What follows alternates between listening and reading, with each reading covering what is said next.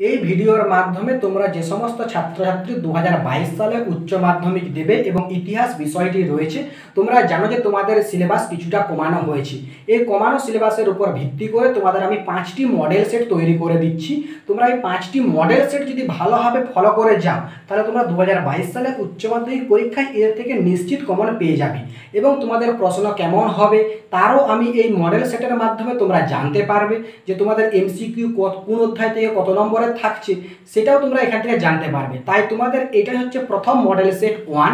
তোমরা এই ভিডিওটা দেখো এবং এরকম ধরনের প্রশ্ন তোমাদের পরীক্ষায় থাকবে, যাতে করে তোমাদের 2022-এর উচ্চ মাধ্যমিক পরীক্ষায় কমন পেতে খুবই সাহায্য করবে। তোমরা জানো যে তোমাদের 24টি পরে এমসিকিউ কোশ্চেন এবং 16টি পরে এসএকিউ কোশ্চেন, এবং সেরকমভাবেই আমি তোমাদের এই মডেল সেটগুলো তৈরি করেছি যাতে করে তোমাদের বুঝতে সুবিধা হয় এবং উচ্চ মাধ্যমিক পরীক্ষায় এরকম ধরনের প্রশ্ন তোমাদের পরীক্ষায় থাকবে।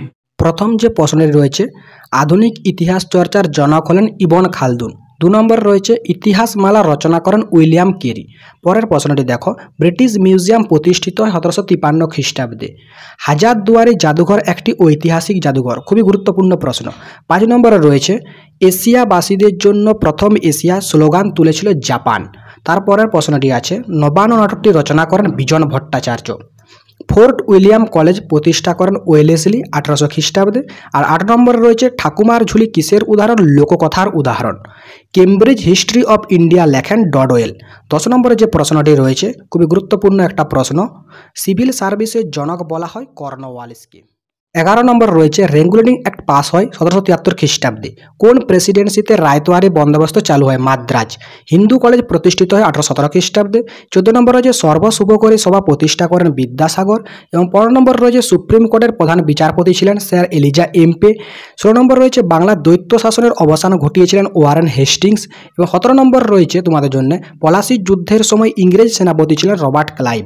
এবং 18 নম্বর যে প্রশ্নটি আছে, ভারতের প্রথম রেলপথ স্থাপিত হয় মহারাষ্ট্রে, কেননা ভারতের প্রথম রেলপথ স্থাপিত হয়েছিল বোম্বাই থেকে স্থানে পর্যন্ত ডালহৌসির সময়। তোমাদের পরীক্ষায় পড়ে যে বাম স্তম্ভের সঙ্গে ডান স্তম্ভের মিল করো, তারই আমি একটা উদাহরণ দিয়েছি। কর্নওয়ালিস চিরস্থায়ী বন্দোবস্ত, ওয়ারেন হেস্টিংস 5 সালা বন্দোবস্ত, ক্যান্টন বাণিজ্য হয়েছিল চীনে, আর টমাস মেগলে ছিলেন একজন ব্রিটিশ হিতবাদী পণ্ডিত। 20 নম্বর রয়েছে, রাওলাট কমিশনের অপর নাম সিডিসন কমিশন। এবং 21 নম্বর দাগে যে প্রশ্নটি রয়েছে, সোশ্যালিস্ট পত্রিকার সম্পাদক কে ছিলেন? না এস.এ. ডাঙ্গে, যিনি সোশ্যালিস্ট পত্রিকার সম্পাদক ছিলেন। তাম্রলিপ্ত জাতীয় সরকারের সর্বাধিনায়ক ছিলেন সতীশচন্দ্র সামন্ত। 23 নম্বর রয়েছে, বাংলার 50-এর মন্বন্তর হয়েছিল 1943 খ্রিস্টাব্দে। এবং তোমাদের 24 নম্বরে রয়েছে, সাম্প্রদায়িক বাটোয়ারা নীতি ঘোষণা করেন 1932 খ্রিস্টাব্দে। না কে ঘোষণা করেছিলেন? র্যামসো ম্যাকডোনাল্ড ঘোষণা করেছিলেন। এবার তোমাদের এসএকিউ যে 16টা প্রশ্ন থাকে, সেই প্রশ্নগুলো দেখো।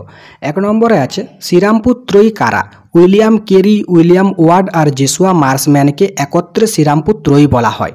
অথবা রূপে থাকতে পারে, কে কত খ্রিস্টাব্দে স্কুল বুক সোসাইটি প্রতিষ্ঠা করেন? ডেভিড হেয়ার 1817 খ্রিস্টাব্দে স্কুল বুক সোসাইটি প্রতিষ্ঠা করেন। 2 নম্বরে যে প্রশ্নটি রয়েছে, দলিত কারা? দলিত কথাটি দলন থেকে এসেছে, নিম্নবর্ণের শোষিত বঞ্চিত জনগণকে দলিত বলা হয়। খুবই গুরুত্বপূর্ণ প্রশ্ন। 3 নম্বর রয়েছে তোমাদের জন্য যে প্রশ্নটা, না কর্নওয়ালিস কোড কি?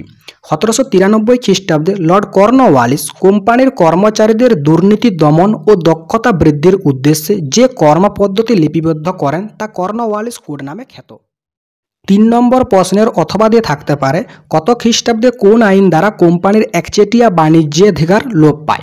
1813 খ্রিস্টাব্দে সনদ আইন দ্বারা কোম্পানির একচেটিয়া বাণিজ্যাধিকার লোপ পায়। এরপরে যে 4 নম্বরের প্রশ্নটি রয়েছে, দস্তক কি? দস্তক কথার অর্থ হলো ছাড়পত্র।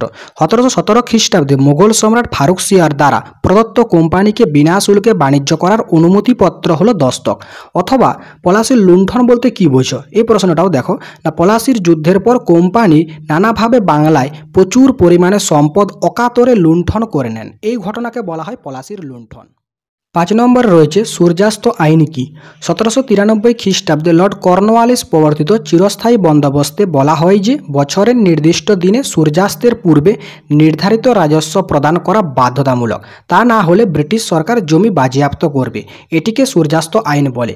অথবা এই প্রশ্নটিও দেখো, মহলওয়ারি ব্যবস্থা কত খ্রিস্টাব্দে কোথায় চালু হয়? মহলওয়ারি ব্যবস্থা 1822 খ্রিস্টাব্দে পাঞ্জাব সহ উত্তর ভারতে চালু হয়। 6 নম্বর রয়েছে, কে কত খ্রিস্টাব্দে আত্মীয় সভা প্রতিষ্ঠা করেন? 1815 খ্রিস্টাব্দে রাজা রামমোহন রায় আত্মীয় সভা প্রতিষ্ঠা করেন। অথবা দিয়ে প্রশ্নটা দেখো, উডের প্রতিবেদনের দুটি সুপারিশ লেখো। না কলকাতা, বোম্বে, মাদ্রাজ প্রেসিডেন্সিতে একটি করে বিশ্ববিদ্যালয় স্থাপন এবং প্রতিটি প্রদেশে শিক্ষা দপ্তর গঠন করা। 7 নম্বর রয়েছে ভাইকম সত্যাগ্রহের নেতা কে ছিলেন? ভাইকম সত্যাগ্রহের নেতা ছিলেন নারায়ণ গুরু। অথবা দিয়ে প্রশ্নটি রয়েছে বিধবা বিবাহ সমিতি কে গঠন করেন? বীর শালিঙ্গম পান্তুলু, যিনি বিধবা বিবাহ সমিতি গঠন করেন। 8 নম্বর রয়েছে বিরাট ষড়যন্ত্র মামলা কত খ্রিস্টাব্দে হয়? 1929 খ্রিস্টাব্দে বিরাট ষড়যন্ত্র মামলা হয়। এবং 9 নম্বর দাগে রয়েছে রাওলাট সত্যাগ্রহে পাঞ্জাবে নেতৃত্ব দানকারী দুজন নেতার নাম লেখো। ডক্টর সত্যপাল এবং সৈফুদ্দিন কিচলু। অথবা দিয়ে যে প্রশ্নটি রয়েছে কে কোথায় সত্যাগ্রহ সভা গঠন করেন? মহাত্মা গান্ধী বোম্বাইতে সত্যাগ্রহ সভা গঠন করেছিলেন। 10 নম্বর রয়েছে কে কত খ্রিস্টাব্দে 14 দফা দাবি পেশ করেন? 1929 খ্রিস্টাব্দে মোহাম্মদ আলী জিন্নাহ 14 দফা দাবি পেশ করেন। 11 নম্বর দাগে রয়েছে জাতীয় কংগ্রেস কেন আগস্ট প্রস্তাব প্রত্যাখ্যান করেন? আগস্ট প্রস্তাবে পূর্ণ স্বাধীনতা না থাকায় জাতীয় কংগ্রেস এটি প্রত্যাখ্যান করেছিলেন। খুবই গুরুত্বপূর্ণ প্রশ্ন।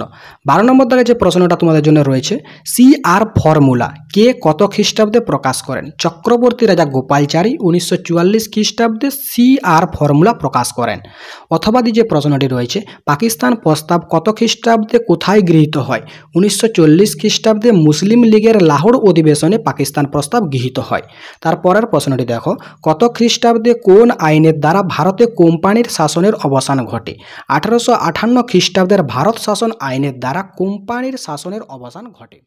আর তারই অথবাটা দেখো পুনা চুক্তি কত খ্রিস্টাব্দে স্বাক্ষরিত হয়? 1932 খ্রিস্টাব্দে। 14 নম্বরে রয়েছে লিন লিদুগো প্রস্তাবের দুটি শর্ত লেখো। প্রথম শর্ত হচ্ছে গভর্নর জেনারেলের শাসনকালে ভারতীয় সদস্য গ্রহণ করা হবে। আর 2 নম্বর যুদ্ধের পর ভারতীয় প্রতিনিধিদের নিয়ে গণপরিষদ গঠন করা হবে।